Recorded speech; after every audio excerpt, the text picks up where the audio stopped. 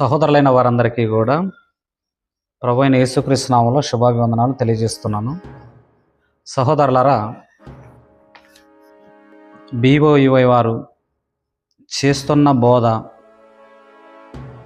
చాలా ఆలోచనాత్మకమైన బోధ.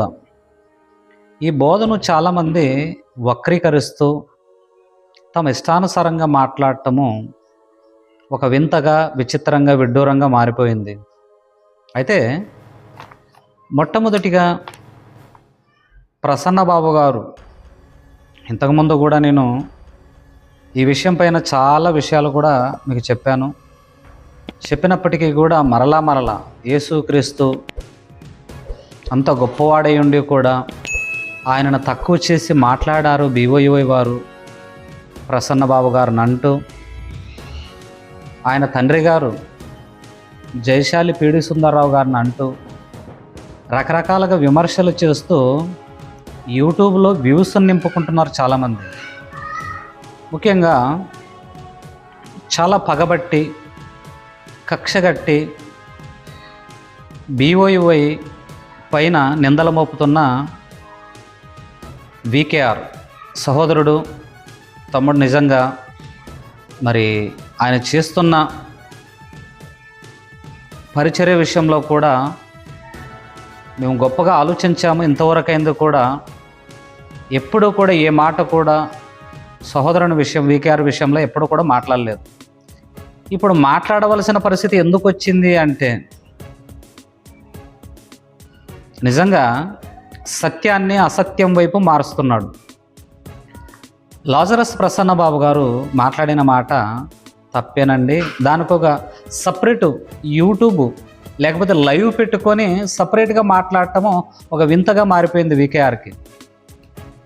నిజంగా అండి, క్రైస్తవులైన వారులారా ఒక్క విషయం ఆలోచన చేయండి. ఆయన చేసినది తప్పుడు బోధ కాదు, ప్రసన్నబాబు గారు చేసింది అబద్ధపు బోధ కాదు. జయశాలి పీడి సుందర్రావు గారు చేస్తున్నది కూడా ప్రతి విషయం 100 సార్లు ఆలోచన చేసి క్రైస్తవ్యానికి వాక్యాన్ని చేరవేస్తున్నారు ఆయన వృద్ధాప్యంలో కూడా. కాబట్టి యేసుక్రీస్తు ప్రభువారు భిక్షగాడు ఎలా అయ్యాడు? యేసుక్రీస్తు ప్రభువారు భిక్షగాడా? మీరు భిక్షగాడు అంటారా యేసుక్రీస్తు ప్రభువారిని అనేటట్లుగా మరి చాలామంది కూడా విమర్శిస్తూ లేనిపోని మాటలు మాట్లాడుతున్నారు. కొన్ని విషయాలు జాగ్రత్తగా ఆలోచించండి. 2 కొరింథీయులకు రాసిన పత్రిక 8వ అధ్యాయము 9వ వచనము బాగా అందరూ కూడా వినాలి, ఆలోచించాలి. ఎందుకంటే బైబిల్లో యేసుక్రీస్తు ప్రభువారి గురించి ఆలోచన చేస్తే కళ్ళల్లో నీరు రాక తప్పదు. సత్యాన్ని గ్రహించిన వారు, నిజమైన విశ్వాసంతో బ్రతికే వారందరూ కూడా ఆయన విషయాన్ని ఆలోచన చేస్తే కంట కన్నీరు పెట్టుకోక తప్పదండి. ఆ విషయంలో 2 కొరింథీ 8వ అధ్యాయము 9వ వచనము, ఆయన ధనవంతుడయ్యుండి మీరు తన దారిద్ర్యము వలన ధనవంతులు కావాలనని మీ నిమిత్తము దరిద్రుడాయను.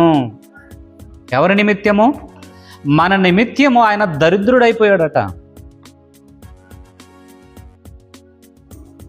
ఎంత అద్భుతం చూడండి. ఎవరైనా మన గురించి నిజంగా మనం అడుక్కొని తింటుంటే, మనము దరిద్రులుగా బ్రతికితే మనల్ని చూసి హేళనగా మాట్లాడేవారు ఉన్నారే, కానీ మన కొరకు దరిద్రులయ్యేవారు ఉన్నారా చెప్పండి ఈ భూ ప్రపంచం మీద? ఇది తప్పంటారా? యేసుక్రీస్తు గురించి గొప్పగా ఆలోచన చేయాలి. ఏ క్రైస్తవుడైనా కూడా తప్పుగా ఆలోచన చేసేవాడు వాడు క్రైస్తవుడే కాదు. మీ నిమిత్తము దరిద్రుడాయను. ఎవరి నిమిత్తము? మన నిమిత్తం కాదంటారా? ఏ ప్రసంగికుడు ప్రసంగం చేయగలరండి ఇలాంటి ప్రసంగాలు? కనుక యేసుక్రీస్తు ప్రభువారు మహాధనవంతుడు. అంత గొప్ప ధనవంతుడై ఉన్నప్పటికీ కూడా ఆయన మనము ధనవంతులు కావాలని మన నిమిత్తం ఆయన దరిద్రుడాయను. ఒప్పుకుంటారా ఈ మాట క్రైస్తవులారా? అంగీకరిస్తారా క్రైస్తవులారా ఈ మాటను? అంగీకరించలేమండి. యేసుక్రీస్తు దరిద్రుడు కాదు అండి. ఆయన ధనవంతునిగానే భూమి మీదకి వచ్చాడు, ధనవంతునిగానే భూమి మీద బ్రతికి వెళ్ళిపోయాడని ఏ విశ్వాస అయినా, ఏ బోధకుడైనా ఒప్పుకొనగలరా? దరిద్రుడండి యేసుక్రీస్తు ప్రభువారు. ఎవరి నిమిత్తము? మన నిమిత్తము. దరిద్రుడు ఏం చేశాడో తెలుసా? తండ్రిని వేడుకున్నాడు, తండ్రి వీరందరూ కూడా నా అంతటి వారు కావాలి, వీరందరూ కూడా నీవు నేను మనము ఉండే పరలోకంలో వీరు కూడా ఉండాలని చెప్పి తండ్రిని యాచించాడు. హెబ్రీయులకు రాసిన పత్రిక 5వ అధ్యాయం 7వ వచనము. శరీరధారి ఉన్న దినములలో మహారోదనముతోనూ కన్నీళ్లతోనూ తన్ను మరణము నుండి రక్షింపగలవానికి ప్రార్థనలను యాచనలను సమర్పించినందున ఆయన అంగీకరింపబడెను. ప్రాధేయపడ్డాడట ఆయన, నాయనా తండ్రి అని. ఎవరి కొరకు అడుక్కొని తిన్నాడు ఆయన? ఎవరి కొరకు భిక్షమెత్తాడు ఆయన? తినటానికి అన్నం లేదా పరలోకంలో ఆయనకి? కట్టుకోవటానికి వస్త్రాలు లేవా పరలోకంలో ఆయనకి? దర్జాగా జీవించటానికి మహా ఆనందము కలిగి బ్రతికే ఆ లోకం నుంచి ఎందుకు ఈ లోకానికి వచ్చి భిక్షాటన చేశాడు? కనీస ఇంగిత జ్ఞానము లేని దొంగ బోధకులు చేస్తున్న ప్రసంగాలు ఎప్పుడు కూడా నమ్మకండి. ఆయన నిజంగా మన నిమిత్తము భిక్షాటన చేశాడు, భిక్షమెత్తాడు ఆయన. కాదండి, తప్పండి మీరు చెప్పింది. యేసుక్రీస్తు పరలోకంలోనూ ధనవంతుడే, భూమి మీద కూడా ధనవంతుడేనండి. ఆయన ఎవ్వరిని కూడా భిక్షమెత్తలేదు, ఎవ్వరిని కూడా యాచించలేదు, ఎవ్వరిని కూడా అడగలేదు, అడుక్కొని తినలేదు. నిజమేనండి, ఆయనకు అవసరం లేదు ఇదంతా కూడా. కానీ మీ నిమిత్తము ఒక సహోదరుడు వీడియో చేశాడు, నాకు తెలియదండి.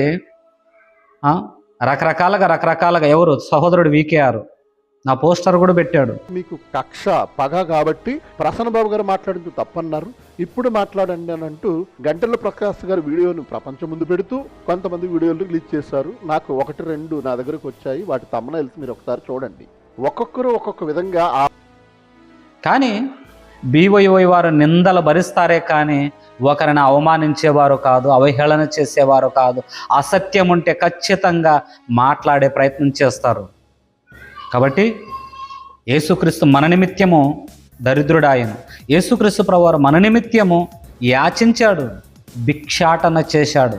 కాదని ఎవరైనా నాకు కౌంటర్ పెట్టగలరా?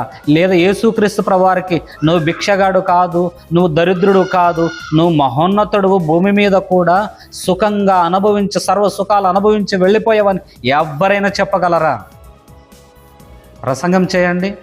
నిజంగా నంబర్ 1 మీరు క్రైస్తవులారని మిమ్మల్ని నిజంగా ఒప్పుకుంటాము.